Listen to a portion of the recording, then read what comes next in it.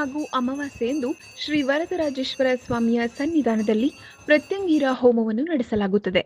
ಪ್ರತ್ಯಂಗಿರ ಹೋಮವು ಈ ಕಾಲಮಾನದಲ್ಲಿ ಬಹಳ ಉಪಯುಕ್ತ ಹಾಗೂ ಫಲಪ್ರದವೂ ಆಗಿದೆ.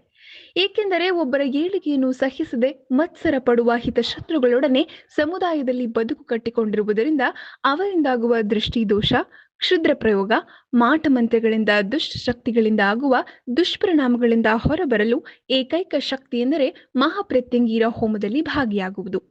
ಇದರಿಂದ ಆರೋಗ್ಯ ಸಮಸ್ಯೆ, ಕೋರ್ಟ್ ಕೆಲಸ, ವಿವಾಹ ವಿಳಂಬ, ಸಂತಾನ ಭಾಗ್ಯ, ಭೂಮಿ ಸಮಸ್ಯೆ, ಮಾನಸಿಕ ಖಿನ್ನತೆ ಎಲ್ಲಾ ಸಮಸ್ಯೆಗಳಿಗೂ ರಾಮಬಾಣದಂತೆ ಪರಿಹಾರವನ್ನು ಹೋಮದಿಂದ ಪಡೆಯಬಹುದಾಗಿದೆ.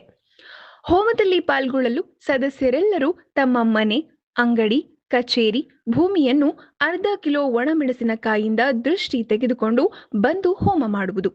ಹೆಚ್ಚಿನ ವಿವರಗಳಿಗಾಗಿ ಸಂಪರ್ಕಿಸಬಹುದು.